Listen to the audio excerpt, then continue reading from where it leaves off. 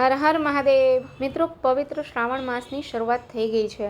આજે શ્રાવણ મહિનાનો પહેલો સોમવાર છે, તો કીધું ચાલો ભગવાનના દર્શન કરી આવીએ ભોળાનાથના। તો મિત્રો અમે પહોંચી ગયા છીએ ભવનાથ દાદાના દર્શને। શ્રાવણ મહિનાના પહેલા સોમવારે અમે ભોળાનાથના દર્શન કરવા આવી ગયા છીએ।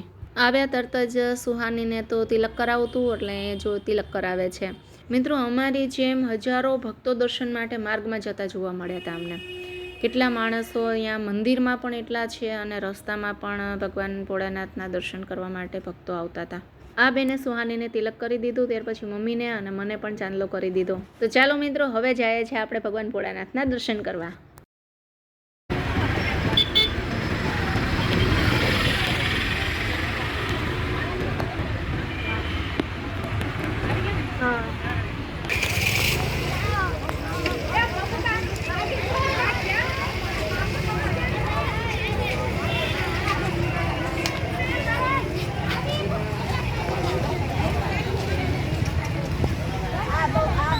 જો મિત્રો, તમે જોઈ શકો છો મંદિરે કેટલો શણગાર સરસ કરવામાં આવ્યો છે। શણગારેલું છે આખું મંદિર, કેટલું અદ્ભુત લાગે છે આજે।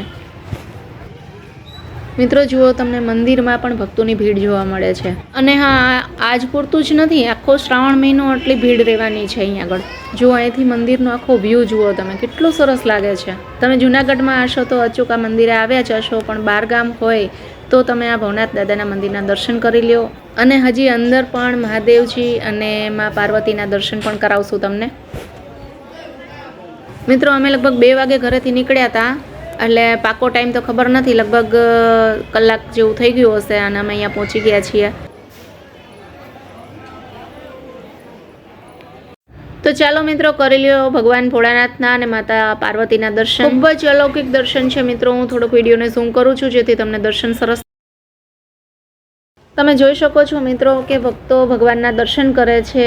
એવું લાગે છે જાણે ભક્તો ભગવાનના રંગે રંગાઈ ગયા છે અને ભક્તિમય વાતાવરણ બની ગયું છે આખું। મિત્રો, આજના ડિજિટલ જમાનામાં ભક્તિનો રંગ એક અલગ જ અંદાજમાં જોવા મળ્યો। મંદિરમાં ભગવાનના સુંદર શણગારના ફોટા ભક્તો પોતાના મોબાઈલમાં કેદ કરે છે। ઘણા ભક્તો પોતાના મોબાઈલમાં લાઈવ વિડીયો બનાવી અને પોતાના પરિવારજનોને મિત્રો સાથે આ પાવન ક્ષણોને શેર કરે છે। ભોળાનાથના દિવ્ય શણગાર અને ભક્તોની ભાવભીની પ્રાર્થનાનું આ એક અદ્ભુત દ્રશ્ય છે, જેને શબ્દોમાં વર્ણવવું મુશ્કેલ છે, જે તમે આ દ્રશ્ય જોઈને સમજી શકો છો। મિત્રો, આધ્યાત્મિકતા અને ટેકનોલોજીનું અનોખો સંગમ છે અહીંયા આગળ, તમે જોઈ શકો છો મિત્રો, આટલી મોટી ભક્તોની ભીડમાં આપણને ફરી એક વખત મોકો મળી ગયો છે ભગવાનના દર્શન કરવાનો। તો ચાલો મન ભરીને ફરીથી ભગવાનના દર્શન કરી લઈએ। ભેગા જો આ બેનના દર્શન થાય છે ને, એ બેન બહુ જ વચ્ચે આવે છે। એને એમ થતું હશે કે હું જ કેમેરામાં આવી જાઉં। એક બેને તો કહી દીધું હતું, બેન તમે એક બાજુ રહેજો, ભગવાનના દર્શન કરવા છે, તમારા નહીં। પણ તો એ બેનને સમજાતું જ નથી, બોલો હવે આને ભગવાન ન સમજાવી શકે। એક ભાઈ ક્યારના કહે છે તો એ સમજતા નથી। જો સાંભળો, આ બેનને કયો ને કોઈક ઘરે વહી જાય।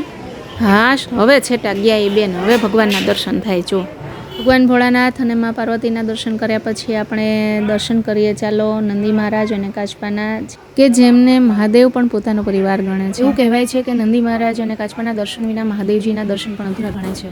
તો ચાલો હવે આપણે પ્રદક્ષિણા કરી લઈએ મંદિરની। અત્યારે મમ્મી અને સુવાની પ્રદક્ષિણા કરે છે અને સાથે હું પણ પ્રદક્ષિણા કરી લઉં। તમને ખબર છે મિત્રો કે પ્રદક્ષિણા કરવામાં પણ કંઈક ક્રમ હોય છે। કયા ભગવાનની પ્રદક્ષિણા કેટલી વાર કરવી, જો તમને ખબર હોય કે ભોળાનાથના મંદિરની પ્રદક્ષિણા કેટલી વાર થાય છે તો તમે ચોક્કસ કોમેન્ટમાં લખજો, જેથી મને પણ ખબર પડે। ખરેખર મને ખબર નથી।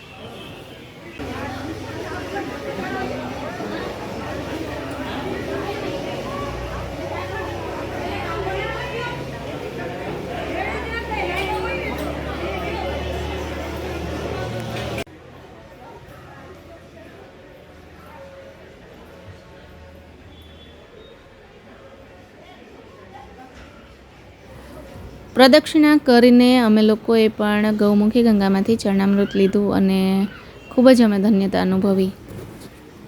અને અમારી સાથે જે બીજા લોકો પણ પ્રદક્ષિણા કરે છે એ લોકો પણ ચરણામૃત લે છે અને પોતાને ધન્ય ગણે છે।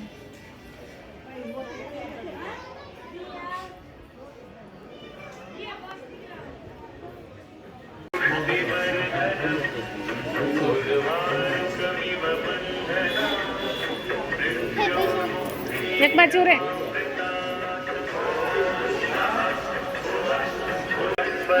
મિત્રો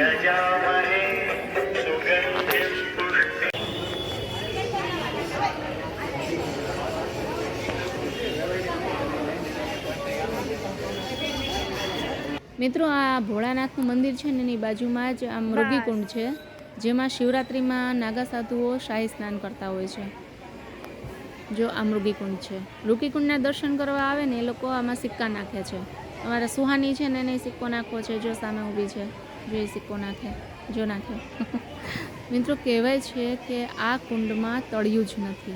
શિવરાત્રિમાં જે સાધુઓ અહીંયા શાહી સ્નાન કરવા માટે આ કુંડમાં ઉતરે છે, એમાંથી અમુક સાધુઓ તો ક્યાં અદૃશ્ય થઈ જાય છે ને એની કોઈ ખબર જ નથી પડતી.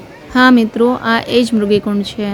તમે અહીંયાથી દર્શન કરી લ્યો અને જો શક્ય બને તો પરિવાર સાથે એક વખત ચોક્કસ અહીંયા આવજો. તમને બહુ જ ગમશે અહીંયા આગળ. મિત્રો, તમને મૃગીકુંડના પણ દર્શન કરાવી દીધા છે. હવે ચાલો આપણે આગળ જઈએ અને હજી પણ દર્શન કરવાના બાકી છે, તો દર્શન કરીએ આપણે.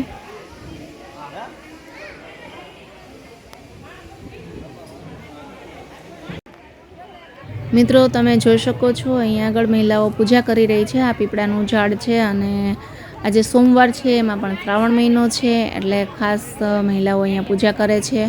અને હજી ઝાડની પાછળ ચાલો આપણે જોઈએ. જો ઝાડની પાછળ પણ કંઈક અહીંયા આગળ ભક્તો ભેગા થયા છે. શું કરે છે? ઓહો, જોઈ લ્યો કેવડું મોટું શિવલિંગ છે. અહીંયા આગળ ભક્તો પોતાની જાતે અહીંયા આગળ શિવજીની પૂજા કરે છે. મિત્રો, અહીંયા બહુ જ મોટું શિવલિંગ છે. એમાં ભક્તો પોતાની જાતે જ બીલીપત્ર ચડાવે છે, ફૂલો ચડાવે છે અને દૂધ ચડાવે છે, જલ ચડાવે છે. એવી રીતે પોતાની જાતે અહીંયા પૂજા કરે છે. શિવલિંગ પાસે કાચબા અને નંદી મહારાજના પણ અમે દર્શન કર્યા.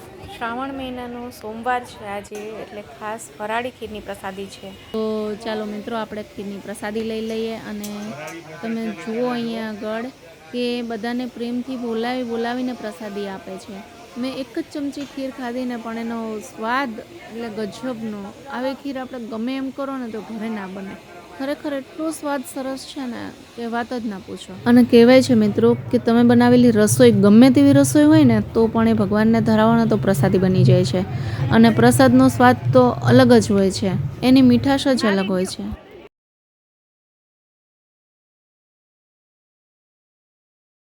મિત્રો, સાંજ પડવા આવી છે અને હજી પણ ભક્તો આવી જ રહ્યા છે. અને હવે આરતીનો ટાઈમ થશે એટલે તો આ પરિસરમાં માણસો નહીં સમાય એટલું માણસ હશે. ભક્તિનો આ ભાવ અને ભગવાનનો આ આશીર્વાદ બંને સાથે મળીને જીવનને સાચી શાંતિ અને આનંદની અનુભૂતિ કરાવે છે. જો વિડીયો તમને ગમ્યો હોય તો લાઈક જરૂર કરજો. તમારા મિત્ર, સ્નેહી, સગા સંબંધીમાં શેર પણ કરજો, જેથી તે લોકોને પણ દર્શનનો લાભ મળે. જો તમે મારી ચેનલ ઉપર ફર્સ્ટ ટાઈમ આવ્યા હોય તો ચેનલને સબસ્ક્રાઈબ પણ કરી લેજો. મિત્રો, આ પવિત્ર શ્રાવણ માસમાં ભગવાન શંકરની કૃપા તમારા દરેકના જીવનમાં શાંતિ, સુખ, સમૃદ્ધિ અને આનંદ વરસાવે એવી મારી હાર્દિક શુભકામનાઓ. હર હર ભોલે.